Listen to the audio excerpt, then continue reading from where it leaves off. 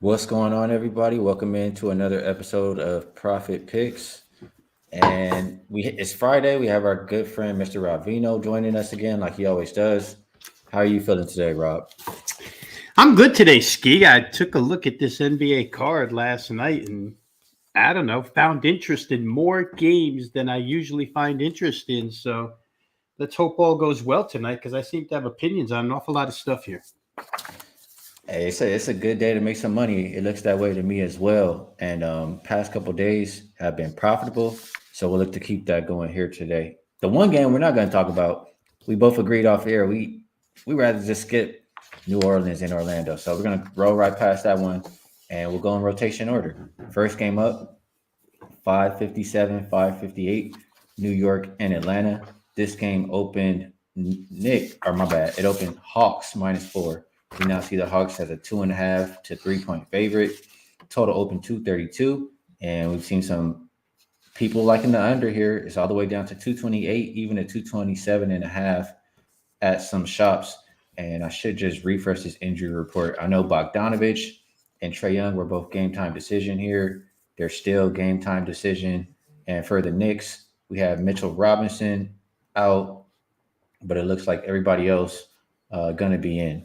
So for me, it's not a game that I love. I know every time these teams play, the fan bases get excited.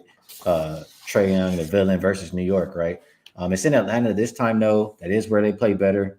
And the addition or getting Clint Capella back, I just feel like you'll start to see this Hawks team pick it up on the defensive end. They're not going to be close to dead last in the rebound percentage anymore, and it'll probably result in some more wins.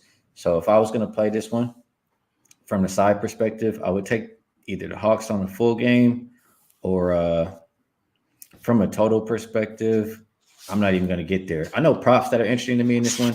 Julius Randle, his rebound prop has gone up to 13.5. I think at plus money there, but he's hit that, I want to say 7 of the last 9 games. So I'll probably play on him if I like anything for New York. Other than that, I'll lean towards the Hawks and probably under. Well, I'm looking at it now. I know the Knicks play at the slowest pace in the league the last 5 games. And yeah, both teams bottom 10 in 3-point percentage on the season, both top 5 defending the three.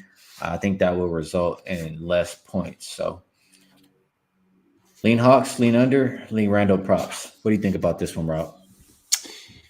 Well, I'll say this. I want the guys in the game, but on the board today, Ski, so many times I'm going to be repetitive on this show, but I'm kind of playing current form against one another here because I see a lot of teams that are streaking. And I know you're a last 5 games guy. And it seems to me like last 5 games, we got a lot of matchups here where one team's going good and one team's going not so good. Not that the Knicks are going horrible, but they are off of back-to-back losses. And the Hawks, to me, seem to have picked it up a little bit. Again, you want Bogdanovich, you want Trae. They both played a bunch of minutes the other day. I don't see why they wouldn't go here with a day off in between. If I'm going to choose between first half and full game, there's no way I'm fading Knicks first half. I think I saw 33-12 ATS, the best first half team in the NBA. So there's no way I'm fading them first half. But I do think Hawks full game has a little bit of value. And you talked about Clint Capella. I'll just add real quick here that sometimes due to injury, teams stumble on stuff by mistake that acts as a positive. And when Okongwu had to come in and fill in for Capella at center, he started putting up double-doubles a few nights in a row. And all of a sudden now they've got 2 legitimate pivot men. Again, current form. I'm not saying long-term this guy's going to the All-Star game or anything, but I'm saying I don't think the Hawks knew what they had behind Clint Capella. I know often when he was injured, for handicappers like us, it would be, no Capella, don't like the rim defense, whatever. But now seeing the numbers that Okongwu has put up, boy, they got 2 of almost the same player to cover 48 minutes of the game. So I like that in the middle. And Mitchell Robinson's out for the Knicks, right? So that leaves a void for them. I think Hawks probably at this price, if you want to guess, like I did, that Trae Young and Bogdanovich will play, then you want the Hawks now because once Trae gets announced, we know what this line's going to do. The injury chasers steam this thing up to 2.5 points. if he doesn't play, I'm on the wrong end of it, and I'll have to go. I would change my argument at that point, Ski. I would say, well, you know how it goes. Star players out, that team always wins. So I guess I got arguments to backfill anything here. But I kind of like the Hawks. All right, so we're in agreement there on the Hawks on the full game.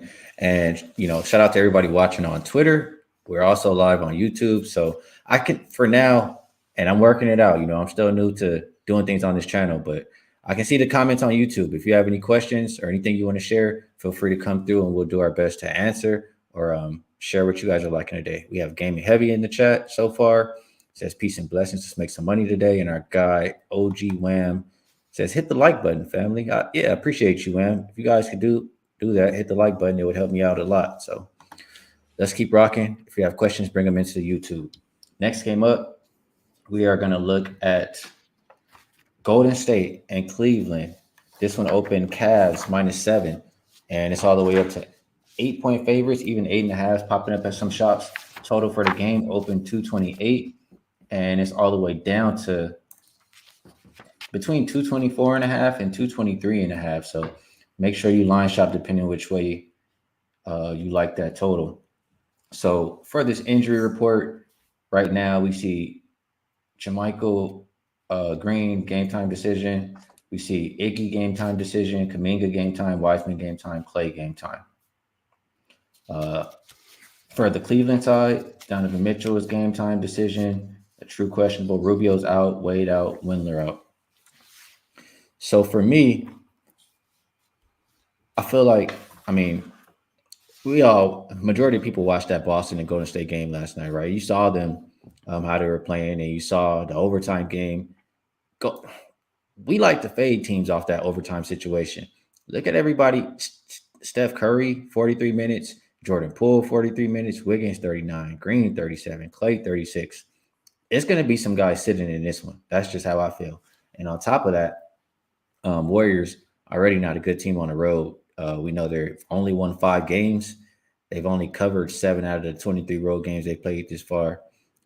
So I think we got to fade the Warriors here.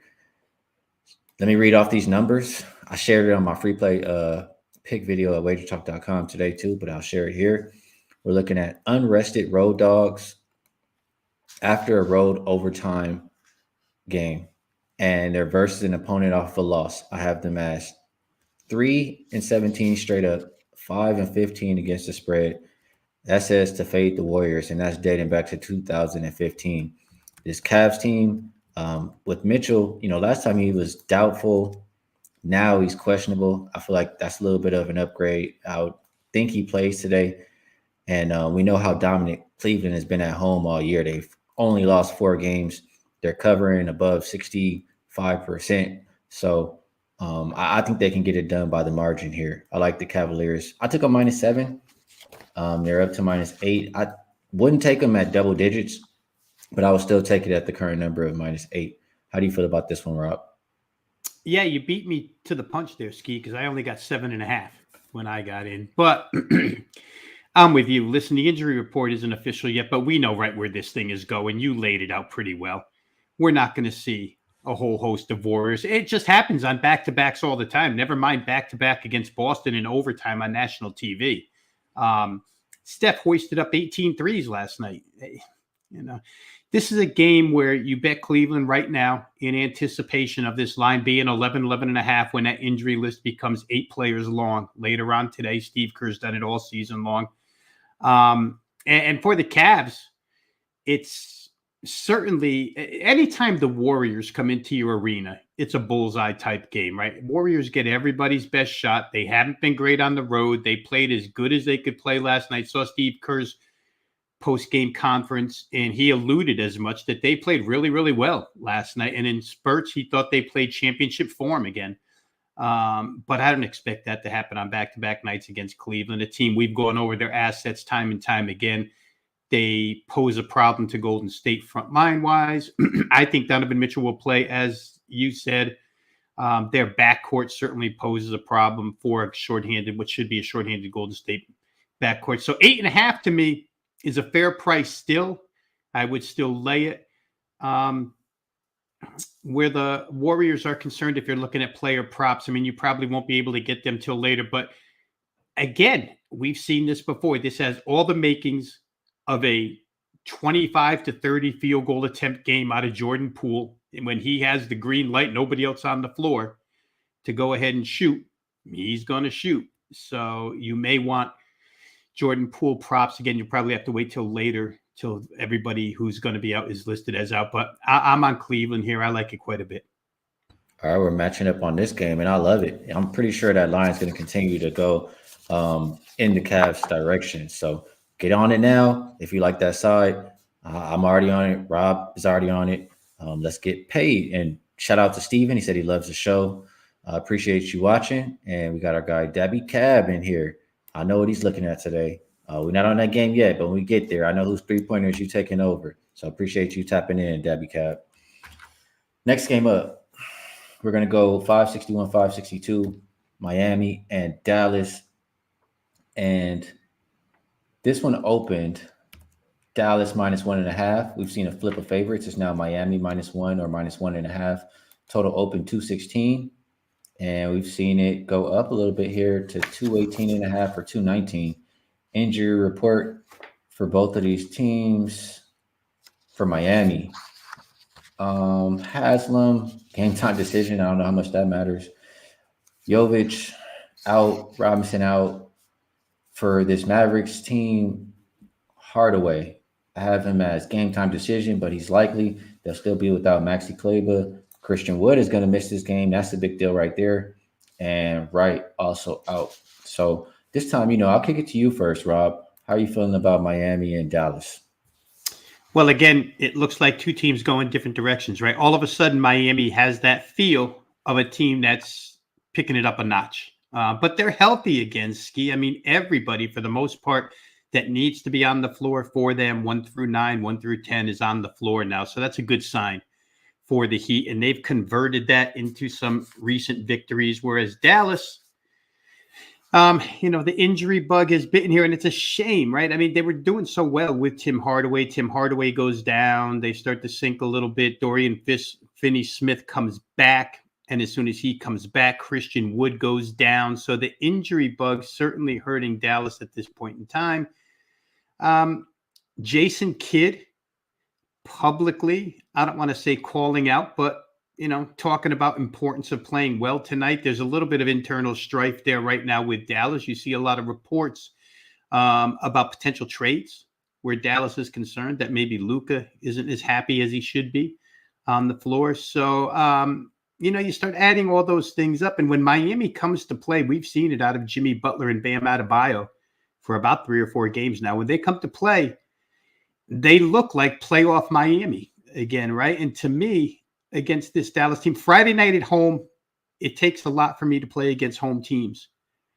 But I just feel like the directions here are going severely in opposite ways. We'll see what Hardaway brings to the table first game back. Like I say, when they inserted him into the starting lineup, he really gave them a boost with the three-point shooting. Reggie Bullock actually shot well from 3 the other night, so maybe there's a little bit of three-point shooting here. But Christian Wood had just really started to become that factor that we thought he'd be when he came over from Houston, and now he's gone. So it's almost like 1 step forward, 2 steps back, Ski. I'd be on Miami here if I was on anything.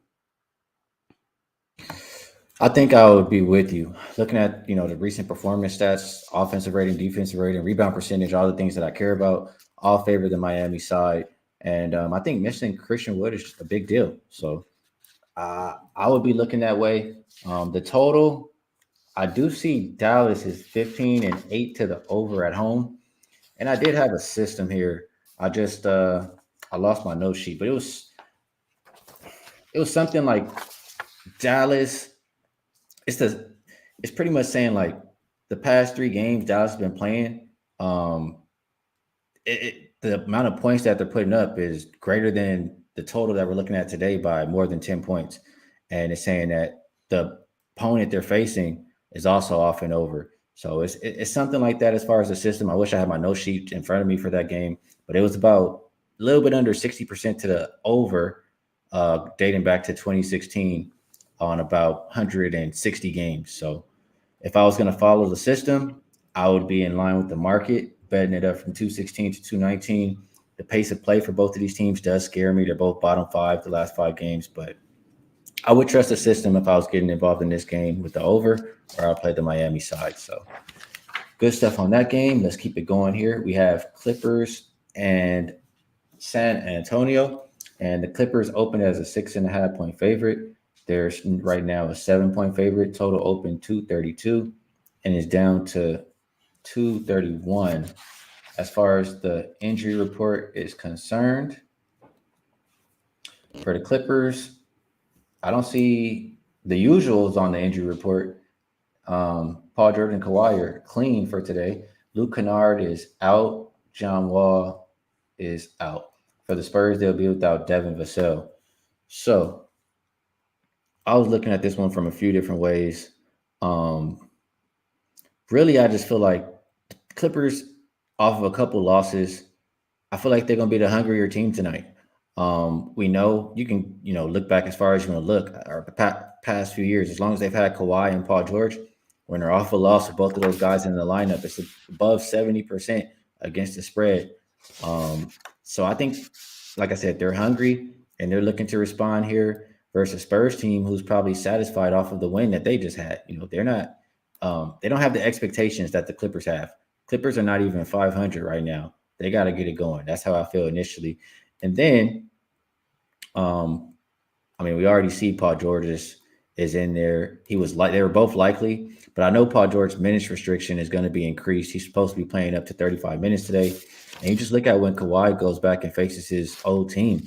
They've won 4 of the last 5 games, and they're winning by an average of 16 points per game. So I think, it has his attention whenever he's facing the Spurs. Looking at the Clippers, they've won 18 games as a favorite. They've covered 14 of them. They win by an average of 10 points per game in those. And I just feel like the Spurs, they've been covering. Like, they've been playing good basketball lately. But that's probably why this one is not a double-digit spread here. I think they've been catching too many points. That's why they started to cover. And it's not one of those tricky games where, you look at the line and why are the Spurs only +3? It's nothing like a spot going on in their favor. So I like the Clippers. I think it's a situation for them to flex their muscles. How do you feel about this game, Rob? I do, and it's hard because you want to, and I know you already do, and you do permanently, but you want to hate the Clippers so much when you bet them and they lose, which is what happened to me against Philadelphia the other night. I thought it was a good spot. Philly 3-4 on the road, right? 3-4 nights on the road. And it was the second of the LA back-to-backs, which generally causes problems for the visitor. The first game, you're okay with the visitor. The second game, you worry about. Didn't happen. Philadelphia played a great fourth quarter after Kawhi and Paul George came back in the third quarter to make that a 1-point game. Then they just got pulled away. Interesting what you said about the minutes restriction, Ski, because the other night you saw Ty Lue take Paul George out in what was still a fairly close game, manageable. I think they were down 7. There's 8 minutes left. And he took George off the floor. When George came off the floor, he sort of had, I'm not going to say it was words, but why are you taking me out? And of course, Ty Lue, the response is the minutes restriction. It's not like he wanted to take him out, but he had to take him out. And Philadelphia pulled away at that point. I'm with you completely here. The Spurs won the other night, but I think we were on a show together when they played the Nets and Teddy busted out the Kyrie quote, which sounds so Trae Young, these are just practice games until we get to the playoffs and the real games start, and they treated it like that the other night. And I thought maybe that game would go over, but the Nets were so poor offensively, it didn't go over. The Spurs probably get back to their old ways here. They're not a good defensive team. When the Clippers put their minds to it, they can be one of the best defensive lockdown teams in the league. So I think the disparity there is huge in this game. And I'm totally with a bunch that you said here. It's about time for them to all be on the floor together, to start to form some kind of cohesiveness. We're more than halfway through the season now. The Clippers at some point have to get the wheels turning on this thing. That, I don't think it's a situation where they can just flip a switch in the playoffs and all of a sudden become, Western Conference finalists. So I think it starts here. It's a good game. against the young team, against a poor defensive team for LA to win by margin. So I'm on that side. I bet them last night on the overnights. It was a little cheaper at that point in time. I think it was 6.5, but I still don't mind laying this price here. I think they probably should be able to go start to finish here with the depth that they have. Of course, Kennard and Wall take a little bit away from it, but I'm not too concerned at this point. Another game where we match up. This is either going to be a really good day or it's getting dangerous, Rob. It's going to go one way or the other. But I like what I'm hearing because I'm on the Clippers too. So hopefully we can cash that ticket. Let's keep it going. And we got guys in the chat now. Let me not get past the chat because we appreciate everybody in here. Saturated. He says, "What's the Mavs record when Wood doesn't play this season?" I don't have it. I should look it up. But I mean, earlier in the year, he didn't have as big of a role as he has right now. So I feel like it would matter more right now. But I'm not quite sure exactly. And appreciate you being here, Wham, Dabby, Gaming Heavy, Saturated. Let's keep it going. Indiana, Denver. This game opened Denver minus 9.5, all the way up to 11-point favorites. Total opened 241.5. Market, people are saying it's a little bit too high. It's down to 239.5. As far as the injury report here, obviously Pacers will be without Hallie, Tice out, Brown out. For the Nuggets, we have Jamal Murray, a game time decision, but he's likely to play. Jeff Green, just a true game time decision. Watson, game time decision. And it looks like everybody else is good to go. So for me in this game, let me start off with this one just because I don't want to forget. There is a system active, and it's telling me that I should play the over here. What the system says is the team's average on the road plus the opponent's average points allowed at home is greater than 10 points is greater than 10 points more than the total. And the team has more unders than overs this year. It has 522 overs, 377 unders, hitting the over at about 58.1%. So I don't want to ignore that. And I think about both of these teams. I know the Pacers will play up tempo. And Pacers aren't really playing any defense. The Nuggets, they don't play up tempo. They play a little bit slower, but they're very efficient on the offensive end. You have a Nuggets team who's number one shooting at 3 so far this season, going up against the Pacers team who's bottom 3 defending it. I think that's a recipe for a good amount of points here. Pacers also pretty good shooting at 3 themselves. So I would look a little bit more towards the over thing, that I'm looking at that I don't like though. Home road splits, both of these teams. Maybe this is why it's coming down a little bit here. And also Nuggets have went under 6 of the last 8 games. But home road splits, they're combined 28 and 17 to the under, with those games averaging combined 229, about 230 points. So that will get us well under the number. So I probably won't get involved with the system. And I think it's a little bit too rich now to lay double digits with Denver, even though they're playing defense now. So I'm not likely to be involved here. If I was, I'd probably play Nuggets first quarter because I know they're a really good first quarter team. And Pacers, I think, are the worst first quarter team. So talking it out right here with you guys, I think Nuggets first quarter is the play. Any opinion from you here, Rob? Yeah, I would echo that. We did it the other night against the Pacers. They're now 14-31 against the spread first quarter. It's the worst in the NBA by far. Let me run these numbers by you, Ski, because I don't know that I've ever seen numbers like this. I'm sure they've been there. But in their last 12 games, Denver offensively has shot 50% or better from the field in 10 of 12. That's crazy. They just go out there and score buckets, whether they're slow pace. Imagine if they were an up-tempo team. Holy cow. I don't know that you could make the number high enough, but they do what they do best, which is just be efficient, right? And whether it's not high tempo or not, doesn't really matter. When they get it on their end, they score, or on the opponent's end, they score. In 10 of those 12 games, they've scored 119 or better, to add just to what you were saying about, maybe looking at an over due to the system that you were seeing. I took a look at Denver's team total. It's at 125. It just seems very reasonable that Denver gets to 125 against this team because, as you said, Indiana doesn't play a lot of defense. The Nuggets have had a day of rest here. Everybody involved in the game. It's just hard to find reasons not to think that Denver won't shoot 50% or better and not score 125 in this game. So for me, I think I would look two ways. Fade Indiana first quarter. Whether you win or lose, it's probably the proper play, just because when you lose 31 of 45 games, you deserve to be faded. And the other side of that is just Denver's offense. Whether it comes first quarter, first half, whatever, I would play it. So two looks on that game from me would probably be, as you said, Denver first quarter, and I think Denver team total over 125. Yeah, team total is also interesting. I would agree with that look. I definitely think they can get there. So I'll put those two plays on my short list. And appreciate the guys in the chat. Jesse's in here saying always great info from my man Rob Veno. And I agree. He always brings it every single week. We appreciate it. Jesse. Yeah. He also says he's on the Magic tonight. He's asking if we're with him. We threw that game out. We threw that game right out of here. Sorry, Jesse. We apologize. We wanted nothing to do with that game. We went running. We had 3 words for that game, Jesse, before the show started. F that game. There you go. There you go. But we'll root you on with your Magic play. Absolutely.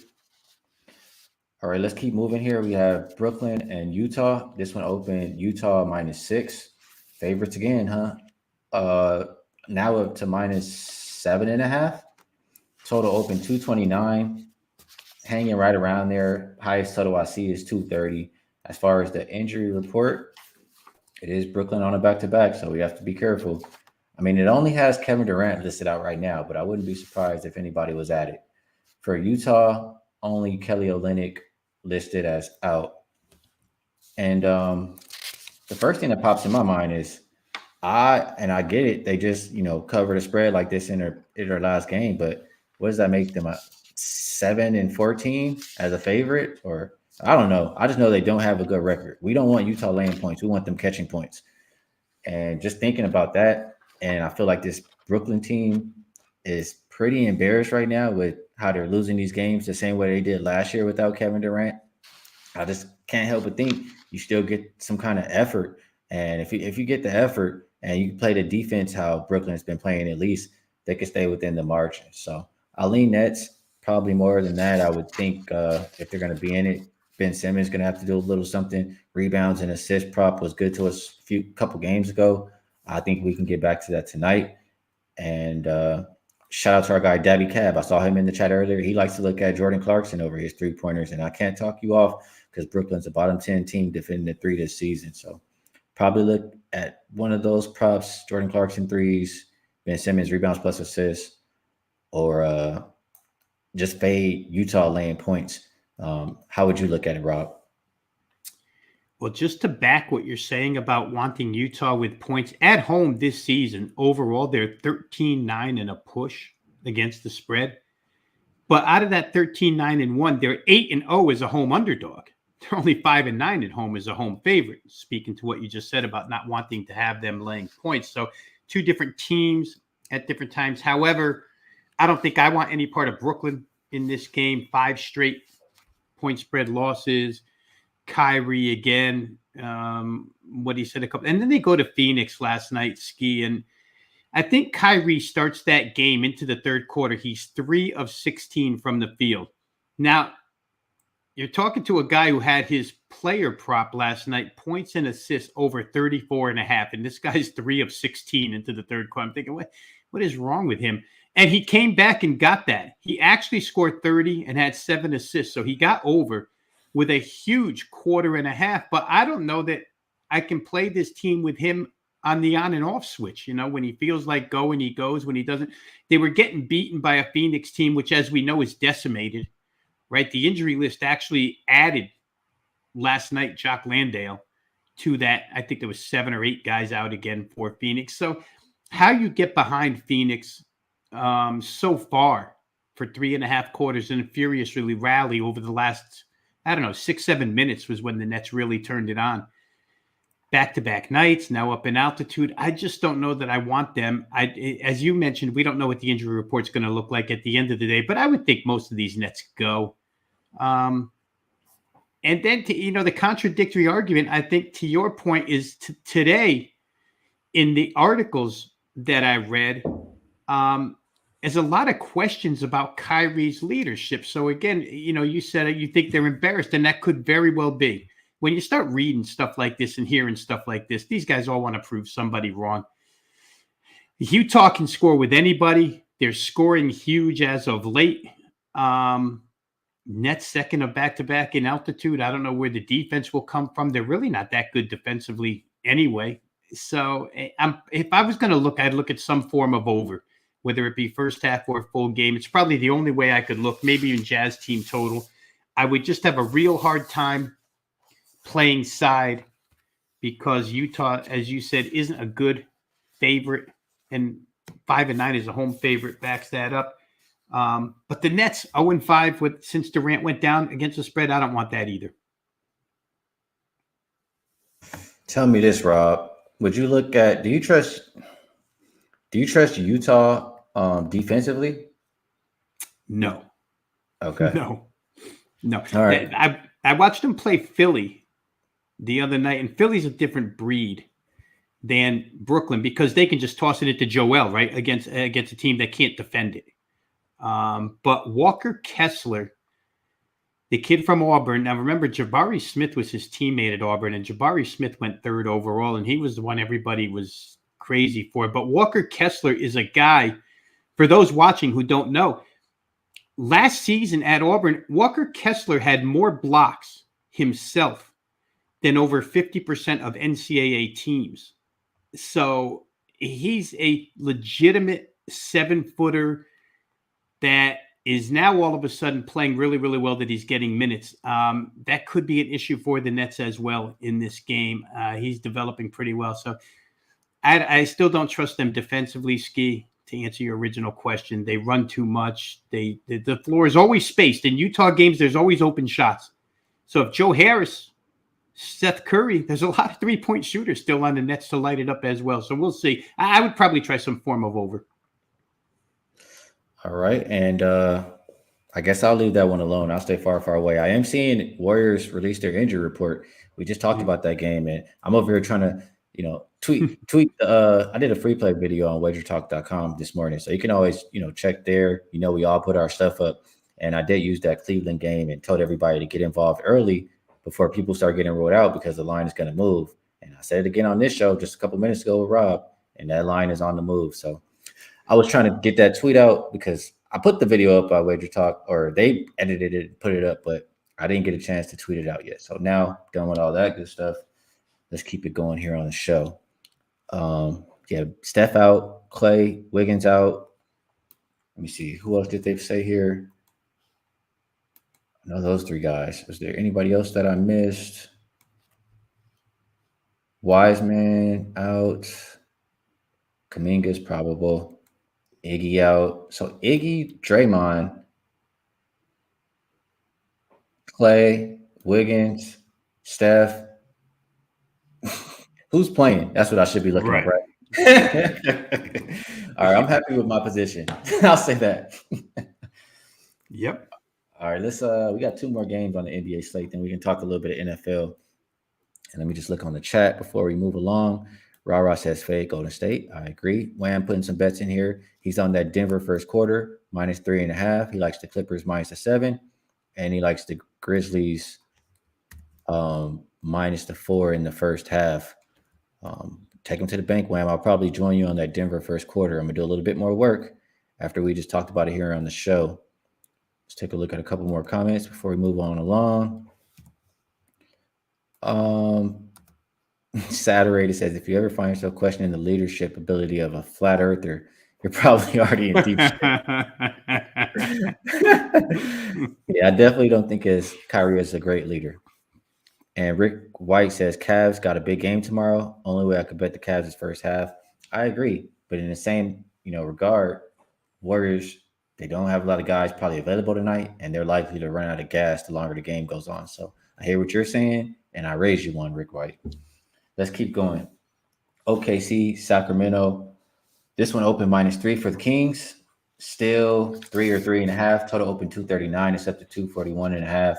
As far as the injury report is concerned for these teams, you have Jang, Pokasevsky, and Robinson Earl out for OKC. For Sacramento, Delavadova game time decision, Alex Lynn game time decision, and Sabonis back on the injury report game time decision. And that would be a big blow if they did not have him. So, first thing I'm going to say here is, well, I'll read this just because I have it written down. I looked at both of these teams' home road splits. They are combined 27 and 17 to the over, with those games averaging about combining to average 237.4. The last 2 weeks on the home road splits, they are 7-1 to the over, combining to average 242.2. And last 2 weeks in general, everywhere, they are 10-3 to the over, averaging about 240.3. So I was thinking, I mean, OKC is going to run. Sacramento wants to run too. But if we don't have Sabonis, I just feel like that's a big chunk of offense missing from this Kings team. And I don't want to be involved in one, backing them to win by any margin or expecting them to score a whole lot of points. So I guess that lands me on OKC. They've been the best defensive rated team the last 5 games, and they've been winning and covering too. I mean, Sacramento's been playing well, but OKC 6-1 the last 2 weeks. Forgive me if this was printed out last night. So, and I don't think they played yesterday, so it should be okay. They're 6-1 straight up the last 2 weeks and 7-0 against the spread. So I would grab them. They've been good as a road dog. They've been feisty all year. And if you're missing Sabonis, I think, wrong team is probably even favored. So lean Thunder, lean over just because of the pace they play. How do you feel, Rob? Yeah, the Thunder, Ski, and we've talked about them a lot. I mean, I have an affection for this team this season because they're not playing to tank, which maybe coming into the season we might have thought. But I guess when you have however the heck many first-round draft picks it is through 2027, you don't need to tank. I mean, you're still going to get into the lottery with these picks that they have, whether you're good or not. So Oklahoma City right now just has how do I say this, a group unity about them when they're on the floor. We all point to SGA right off the bat, but Josh Giddey has been a walking triple-double for the better part of this month. And last night, I had to go to Twitter with this because it was interesting to me. They had 3 guys, I think it was their entire front line, that posted double-doubles, 3 of the 5. And Kenrich Williams was the center that night. I mean, their parts are so interchangeable. They've gone through centers like crazy. It starts with Chet Holmgren, who got hurt. Robinson Earl got hurt. Mike Muscala didn't play. And then you get down to Kenrich Williams, who's basically a forward going crazy at the center position. So I love what I'm seeing out of them. I'm just going to give you a few numbers here because last year with Oklahoma City, we knew they'd give us effort, right? I think we always knew when we were handicapping them, we'd get effort, but we were always scared that they just couldn't shoot straight, right? We'd make fun of Lou Dort and how many crooked shots they would throw up. But how about this month of January put up by the Thunder? 6 out of 9 games, they've shot over 50% from the field. 6 out of 9 games, they've shot over 40% from 3. That's the crazy part, is how good they are shooting threes now, up and down the line. They're 8-1 in 9 games this month. Their field goal percentage has been higher than their opponents. 8-1, their 3-point field goal percentage has been higher than their opponents. So they're doing it on all ends. You said, I think, top 5 defensively or whatever it was. And it shows in the field goal percentage margin. To the point about Sacramento not having Sabonis, they didn't have him the other night against the Lakers. Rashawn Holmes stepped in and played center. Rashawn Holmes, former starting center in the league, he had 16 and 11. He's not Sabonis, and they did only score 116. You expect them to get into the 120s when Sabonis is on the floor. So it does hurt a little bit, but I'm with you. I'm going to side with Oklahoma City here. I like what Sacramento's doing at this point in time, but I don't know how you go. The list of opponents for Oklahoma City is not a joke either. I mean, they've gone through some people, dating back to the first game they played this month where they scored 150 against the Celtics. I like them. I'll be on OKC here. The more I think about it, I'm going to put them on my short list too. So another game I got to think about here and probably get involved after the show. We got a question here. If all the guys that played sit this game, why would they get tired the second half of the Golden State game? Well, two things here, Rick White. Golden State, I mean, let's look at how many guys were actually in the rotation. How many guys even played? They only played eight guys last night. They're going to take four of them out so far. I mean, four of them are out, right? Do you trust the rest of these guys that are going to be out there? I mean, the games that we've seen where Kerr is experimenting with the lineups and throwing the rest of the guys out there, Golden State is playing absolutely no defense. They're giving it up left and right, and they're not hanging with anybody. So I think the rotation is, they're not going to have that many guys available, and I don't trust. So, yes, I still think they'll get tired, and I can't trust them anyway. So that's my thought process. But I hear what you're saying, too. And I do agree that the Cavaliers care about the game for tomorrow. That was also my breakdown on my free play video. So I hear you, but I still think they get it done. And Rob, I probably should be putting OKC in, because if Sabonis is rolled out, where does this move? OKC, will Sacramento still be a favorite? Yeah, that's a good. I mean, what is his value? I'd have to go back and look at the other night and see how far it moved when they announced him out against the Lakers. But I think it was a switch of favorites. I'd have to go back to Wednesday's line moves, and I could almost estimate what Sabonis would be worth in the line tonight. Maybe I can do that right now. No worries. I think it might go off as OKC -1. So we shall see. As soon as I get off of here, I might even hop on with our boy RC, and because he said he had a look on that game and see what they're talking about. Next game up. Real quick, Ski, I'm showing a 3-point move the other night. Sacramento opened 2. Sabonis got announced out. And in some places, the Lakers went off 1.5. So 3 to 3.5 point move, which to your point would put it where at? Pick 'em tonight or Oklahoma City? Right, pick 'em. Yeah. So I mean that's right on. I'm making it hard not to take the Thunder. I'll tell you. So I'm gonna look at it again. I just need to do a little bit more homework. Memphis and Lakers is the last game we have up. Opened Memphis -6. We're now looking at a -7. Total open 242. Still 242.5. Highest it's gone up to is 243.5. And I can't talk anybody off of the over. I mean, I know Memphis plays up tempo. Granted, Memphis does play really good defense, but the Lakers, I think they're fine playing that pace, and I don't trust them defensively. So just thinking about the pace of the game, I would lean towards an over. Things I would be closer to betting here. I think you can't ignore, Memphis has won 11 games in a row. And we already talked about majority of the games that they play when they're winning, they're covering. Probably more so at home, but in general, I just don't think the number is relevant in these Memphis games. So until they lose, I'm not catching a faller's knife. I'll go with the Grizzlies. And if I'm looking at props here, two things stand out to me. One, if I'm going to back somebody from the Grizzlies side, I know Steven Adams has been going over his point prop of 8.5. I think 6 of the last 8 games. And not really any centers to go up against. He could get a lot of second chance points, just getting it off the glass and putting it back in. So I think he's worth a look at his 8.5.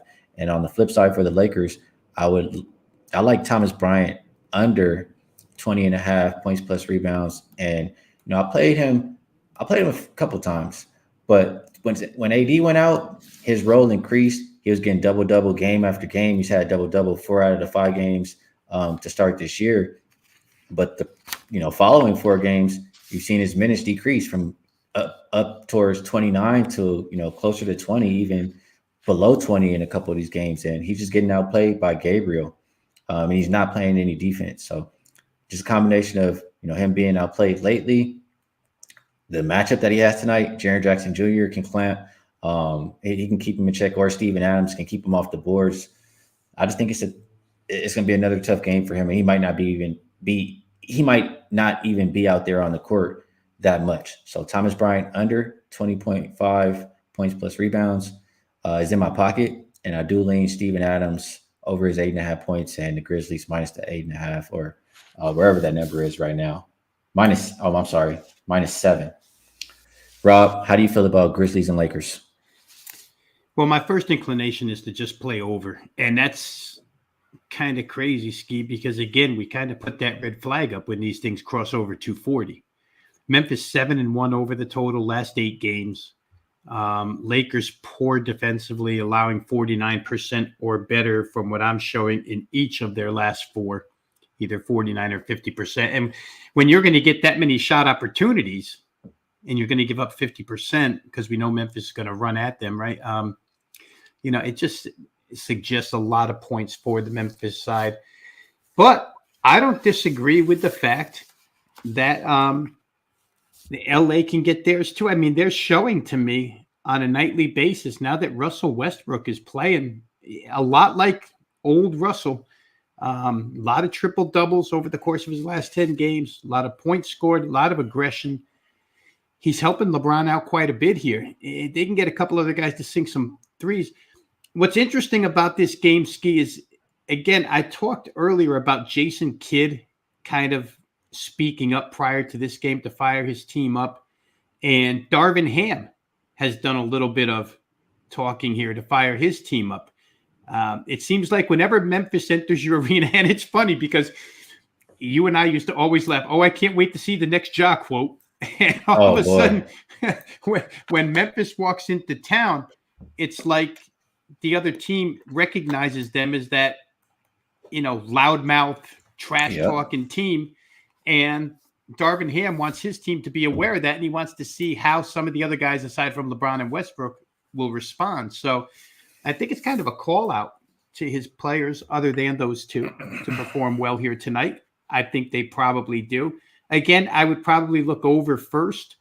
I don't know. I have a little bit of trouble with Memphis as far as recognizing whether I should be playing first half over or full game over, because there's instances where they're kind of light on points for a quarter, and you never know where that quarter is going to end up. Does it end up as one of the first half quarters or one of the second half quarters? So generally, I'll just say, in the end, they're going to score theirs. I'd probably take full game over the total here, 243, and look for a pretty, somewhat of a competitive game, because I do think the Lakers at home tonight will answer the bell and at least play them without getting destroyed. All right, I could see that, and just something to back up that over. Same thing that I mentioned in that Indiana game. I mean, a slight difference, but it works for. I mean, team on the road or at home, you can reverse this top part of this trend. It's included in the query, but for this game, it would be team average points at home plus the opponent's average points allowed on the road is greater than 10 points or more, greater than 10 points more than the total. And a team has more unders than overs. So that says it's an overreaction, or that's what I call it, overreaction. And 522 overs, 377 unders, 58.1% to the over is backing you up there. So that's the NBA card. We did a pretty thorough, solid job. We still have a good amount of time left to talk some NFL. We touched on some of these games. I do have a little bit different opinions, and just can go even a little bit further in some of these games than we talked about before. So let's start it off. We'll go. We will go Jacksonville and Kansas City again. It opened -9 for Kansas City, and we're looking at nines pretty much across the board. There's 1.8.5 I see at WinBet. Total open 52, and it's up to 53 here. And let me also look at first half numbers, just because I want to get involved. And I mean, good thing I already bet this game, right?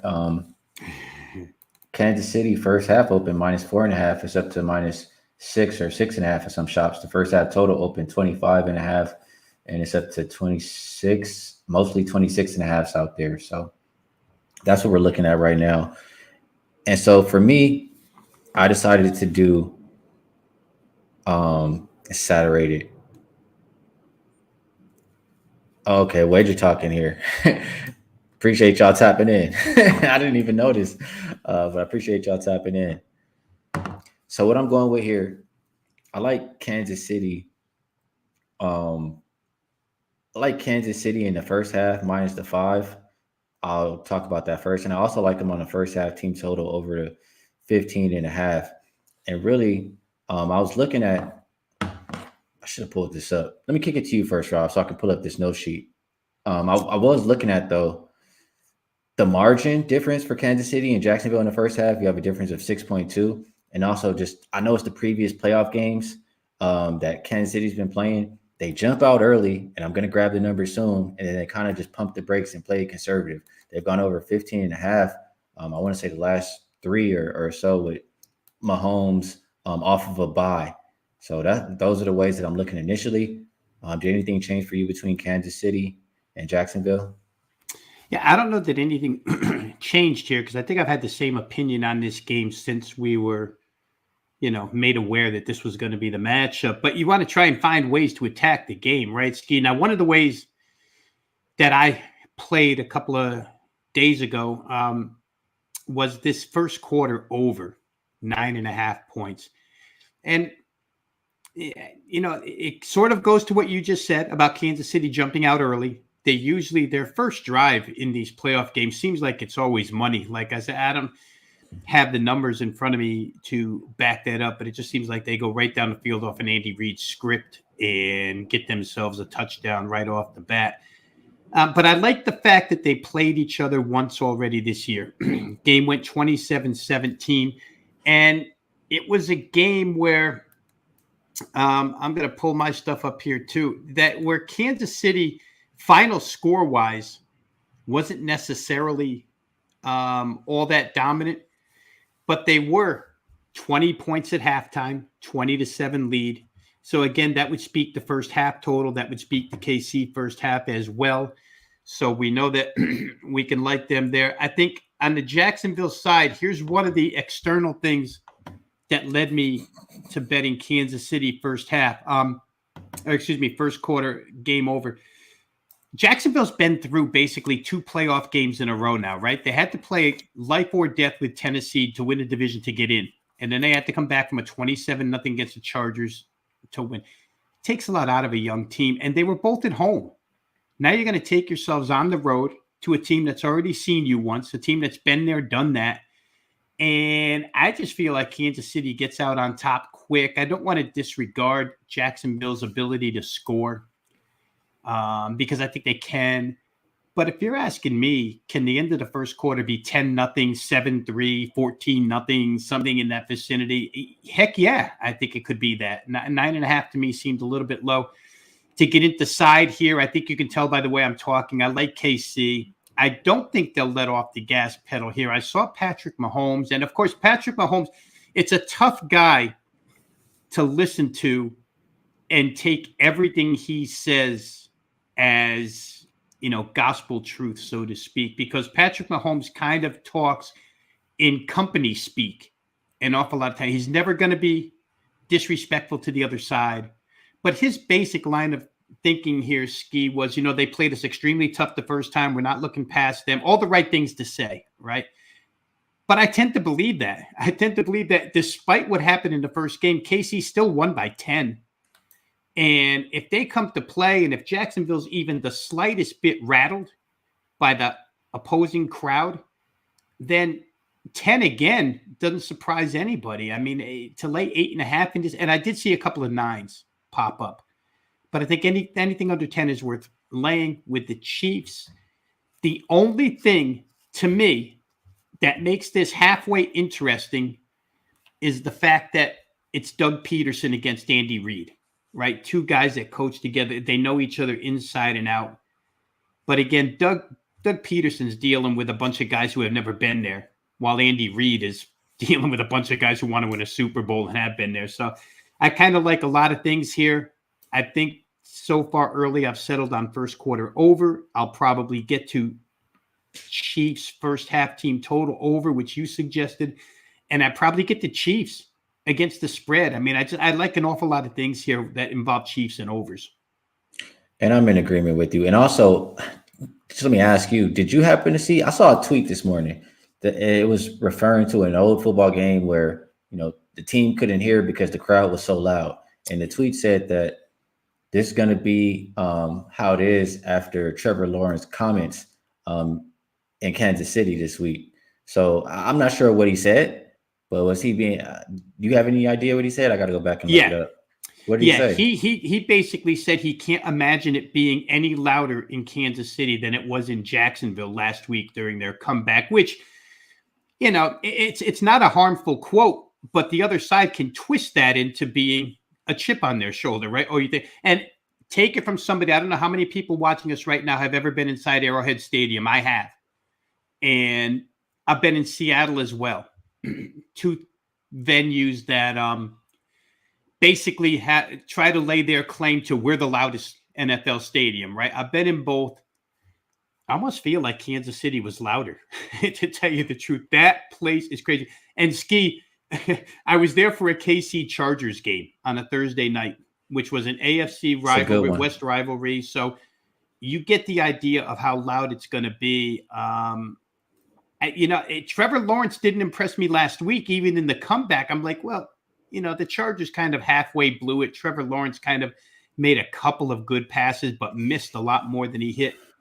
I don't know how he'll react here. He could prove me wrong, but the Kansas City faithful will be out to prove that it's louder there than it is in Jacksonville, believe me. Absolutely. I'm sure that they will. And I'm not sure that he's going to be able to hang around here. I mean, I'm kind of liking the full game spread as well. Like I threw them in a teaser with another team who I'll read this off really quick because it backs both teams against the spread, but obviously it's also going to cover them on a teaser. Since 2005, playoff teams with the rest advantage, I have them as 8-0 straight up and against the spread versus opponents who shouldn't be there. And when I say that, it's 50 less than 57% win teams. Like they just barely snuck their ass in the playoffs. And now, going up against the cream of the crop, that's when they get smoked.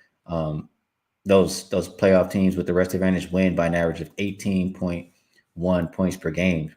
So I don't think we should be scared of the 9 points that Kansas City is laying. However, I did, choose to tease them when it was 8.5, tease them with the Eagles because that's the other team in the same exact situation. But I might even just play him on the spread too. That's how much I do like Kansas City in this one. And just really quick, what I was speaking to earlier about Kansas City in the wild card round, I have it here now.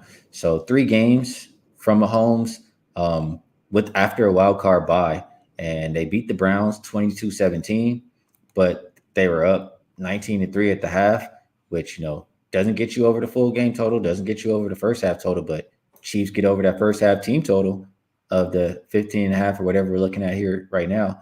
The other game, Chiefs beat the Texans 51-31. It was 28-24 at the half.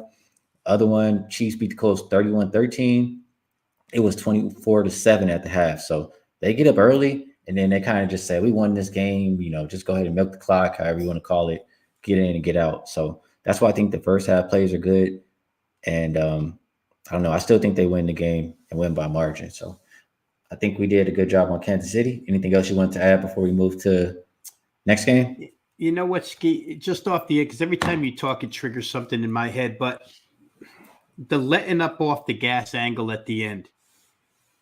Here's one thing I would say that maybe Kansas City doesn't. Last year, they had Cincinnati huge at halftime, and they kind of let off the gas in that AFC Championship game and lost. They thought they were in the Super Bowl already because they were marching up and down. And remember, Mahomes gets picked or something right before the half, going in for another score. And then second half, Cincinnati wins the game. And I wonder if that just doesn't stick in their heads, we can't let off the gas anymore because it cost us a Super Bowl opportunity. I'm not saying it will, but it's stuff you think of that maybe, we can't be inside that locker room and know what they're thinking. But if I was one of them, that's what I would be thinking. All right, good stuff. I like what we had to share on that game. Let's keep going. We did touch this game a little bit last week, but I added, different ways to think about it, more bets, more ways to make some money here. New York Giants, Philadelphia Eagles, open 7.5 point favorites for Philadelphia, still currently 7.5, total open 47.5, and it's up to 48.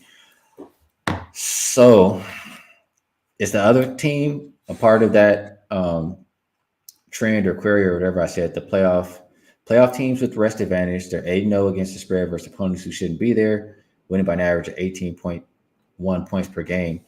So first, I want to mention this before I forget. I like the first half over. It was 23.5. And in these games from this trend, those teams are averaging, they combine to average 29 points per game in the first half and about 24 in the second half. And just looking,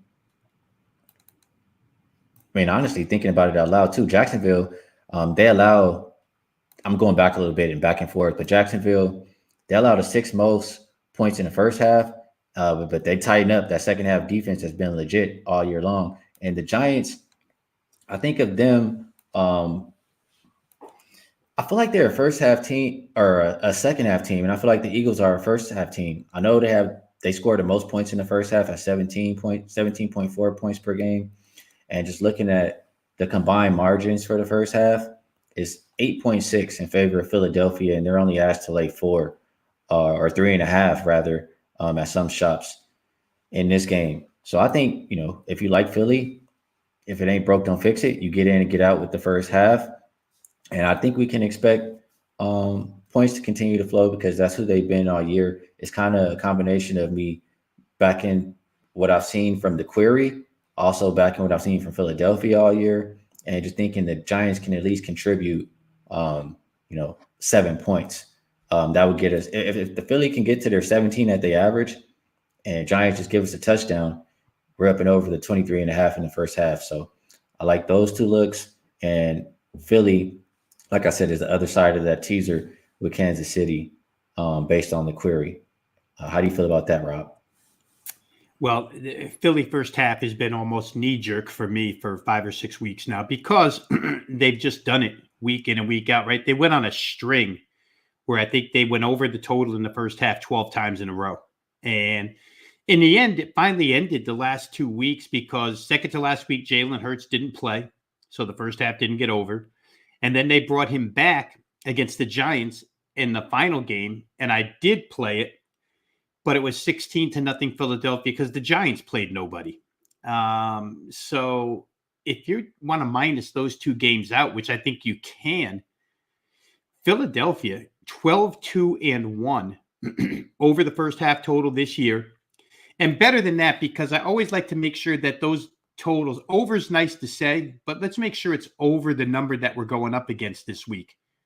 Philadelphia 12-2-1 over 23.5 points, 15 games prior to the last 2. So I don't know how you can go wrong there. The first time around when I bet this game first half over, I used the same exact logic you just used there. If the Giants get me 7, I was on another wager talk show at that time, and I think it was with Teddy, right? And Teddy always gives you that pushback on the Friday show. And he says, Rob, but the Giants offense stinks. And well, it's his job, right, to give us a little pushback and see how we respond. And I said to him at that point, all I'm asking from the Giants for is 7 points, TC. And they had done that. The Giants had scored 7 or more in like 7 of 10 games prior to that one. So I said, I'm not asking that much. And I don't think you're asking that much here. If Jalen Hurts is right, and he's not going to be 100% right, but he's going to be pretty good here. So I would agree with your first half. And I'm going to put some numbers to what you said about the Giants being a second half team. Against the spread this year, they've now played 18 games because they played 1 playoff game. They're 13-5 against the spread in the second half. That's pretty good second half adjustments made by Brian Daboll, head coach. There you go. On top of that, when you said the points will keep flowing, the Giants are 12-5-1 over the total in the second half.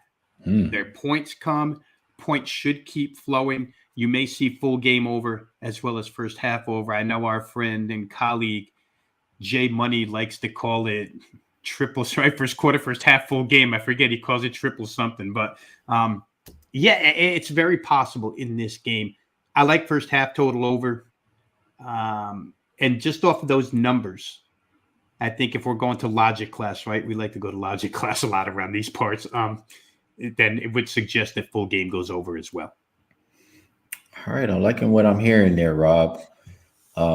We're pretty much in alignment here. So either we're going to, like I said before, and there goes right. They're letting us know in the chat right here what Jay calls it, a trifecta spot. There you go. That's right. I'm on that show enough, I should know, but that's exactly it. Yeah. So Shout out to Jay. absolutely, absolutely love doing work with Jay.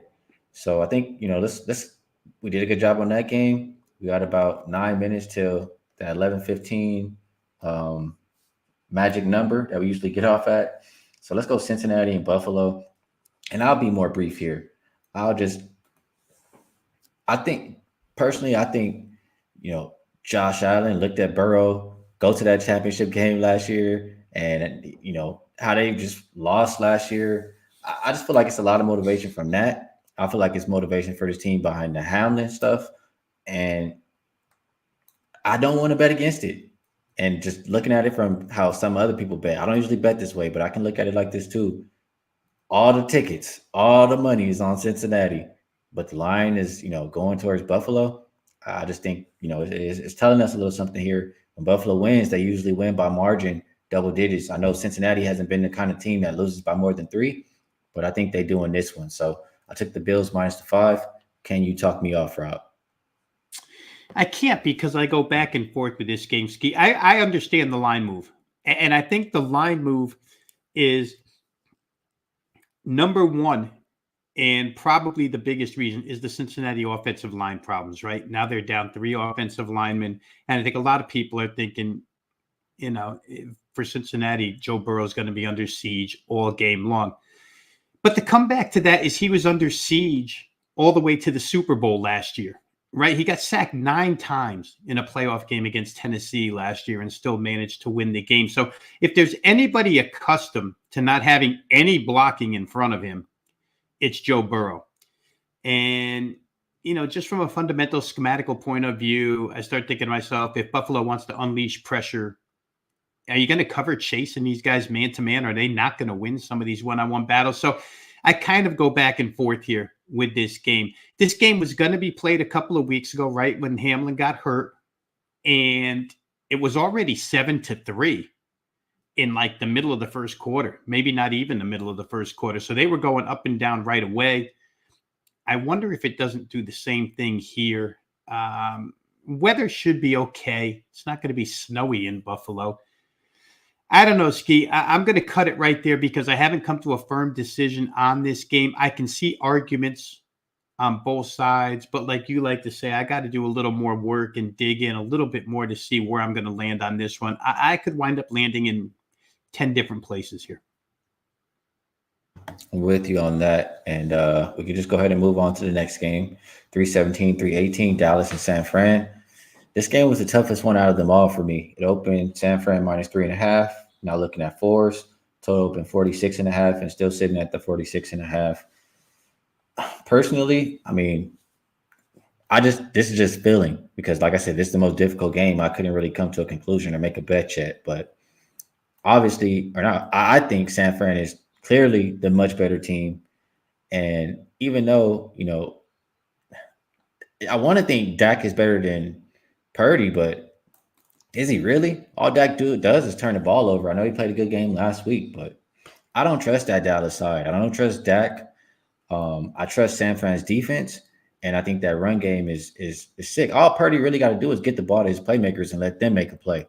So I have a hard time seeing how San Fran doesn't just destroy the Cowboys or win this one rather easily. Can you talk me off of the Niners?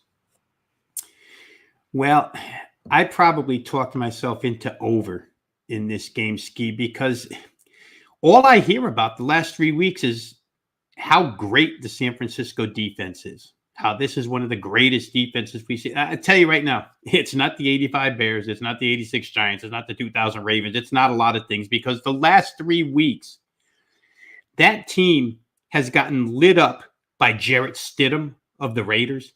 They gained 500 yards against this great defense. Then they came back and they give up 13 points in the first half to Arizona, which was on maybe a 4th-team quarterback in that game. They couldn't stop them for a whole half. And then last week in the first half, Geno Smith looks like first-team all-pro quarterback, and Seattle's winning at halftime. The totals in the first half of their last 3 games have been 31, 34, and 33. Well over what we're going to be expected to get over here, right? So maybe first half total, the way that defense is going. could be a play because Dallas certainly is more explosive than the Raiders, the Cardinals, or the Seahawks in any way, shape, or form. Now, if I look at it from kind of an angle that you just presented, and you might not trust, a lot of people don't trust Dak Prescott. They think he'll make mistakes. If he makes mistakes, I still feel like that lends itself to points. When Dak Prescott makes mistakes, it's pick sixes. It's stuff that always hurts the team. You know what I mean? It's not like, oh, I just threw an interception on the other team's 20-yard line. Now they have to go 80 yards. It's always something that costs them points. So I still think it would get over. If we're betting numbers, and I bet a lot of totals, as you know, in football, 47 is key. And right now, that number is still underneath 47. I don't care if I only win by half a point. I get paid just the same as if I win by 21 points. What are the chances? What I ask myself all the time is, what are the chances this game gets to 47? 27-20, 31-6. There's a lot of ways to get there. I think at this price, you have to play some form of total. I happen to like both, but I think I like full game total over 46.5, because in the end, Dallas always, if they're losing big, like you say, they're always capable of sticking one in the end zone that's meaningless. So give me over 46.5, Dallas, San Francisco. Are you making it sound good? I can't go against it. Chris Clark says if they stop Pollard, it can get ugly. He likes Dak to throw an interception, and saying Zeke over in rushing attempts if Dallas has a lead. So a lot of different ways to think about this game. And I'll tell you right now, not likely that I'll have any money on it. So we shall see how it shakes out. We had a pretty good show today, Rob. We got through all the NBA games. We got through every NFL game. And I feel like we gave a lot of good information. Is there, one, anything you would like to promote before we get out of here? And two, a game that we talked about that you like maybe more than the rest? Listen, since you showed me that Wager Talk is watching, there's no way I'm leaving here without promoting Wager Talk. You could find all my work over at wagertalk.com. Again, guys, I say it every Friday when I'm on with Ski, every time I'm on with Ski, that if you're not currently a member, just go to the website, drop your email address. It's free. You'll get access to all the video work we do each and every day, Monday through Friday, soon to be Saturday. I was on kind of a pilot show last night with Joe Ranieri that they're working on for Saturdays now, so you'll be able to get coverage from Wager Talk on Saturdays. But if you bet NBA, NFL, college basketball, which is heating up, NHL, UFC, it doesn't matter. You get analysis on these games every single day of the week. So go over to wagertalk.com if you're interested in selection packages. My stuff is up there all the time on my homepage, Rob Veno, wagertalk.com. On Twitter, real easy. Find me at Rob Veno Sports. And as far as what we like today, Ski, before we head on out of here, boy, there was a lot that I liked, but I want to try and leave you with what I like the best. So I'm going to say, man, this is hard to start. I probably choke as I say this, but I'm going to leave you with the Clippers. I just feel like the Clippers are in a situation here. If they can't win this one, and I'm not a guy to hold a grudge. I'm not one of those. I'm never betting that team ever again. I might not bet you for a few days, but, Clippers did me wrong early in the week. I hope they give me my money back here. I deserve my money back. So I'm going to take the Clippers over San Antonio minus the 7 points here. Me and Ski discussed all the reasons why earlier. Absolutely. And I like that play right with you. My best bet for the day, I'll give you, a lot of these lines have moved. So I'm trying to give you something that has not moved here. We're going to go, I'll do like this. We'll go for NBA, Thomas Bryant under the 20.5 points plus rebounds. Just don't think he's going to get the minutes because he's getting outplayed. And then for the NFL, we will go with some of these that move. We will go Kansas City first half team total over. You can take either the 14.5 is juiced at Bet Online, or you can take 15.5. I like it at 15.5. That's what I bet. And also, I will give you Philly and New York over 23.5 for a lot of reasons that we talked about. We just need the Giants to score a touchdown. And I like that our guy Rob Veno agreed with me as well. So some free picks for you guys there. Like Rob said, make sure you check us out at wagertalk.com if you'd like to be involved with anything else we have going. Don't you forget to say it. And then Chris says, when is the next show? We do this every Friday. and we've been trying to do it a little bit more lately. It's really whenever we're both, have some time to do it during the week. It's been probably Tuesday or Wednesday, but probably you can reach out to me later in the week if you don't know now. It's all fine. We'll tweet it out. Yeah, absolutely. We're trying to get you more of this. Really, it all depends on how our schedules live or wager talk during the week. But we will promise right through the NCAA March Madness here, which at some point, Ski will get into college basketball a little bit more for folks that want to hear that. But we'll try and be 2 times a week for sure. And real quick before we get off here, I see the line movements because you said things were moving, and it looks like Sabonis went through shoot around.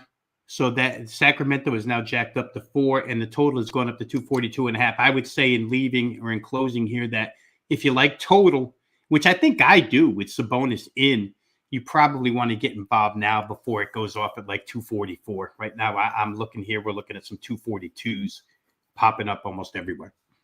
All right, good stuff. And as always, we appreciate everybody for tuning in, for watching. We'll make sure we tweet out when we're going live every single time. And best of luck on all your action. Hope you guys have a great weekend, and we'll catch you guys later.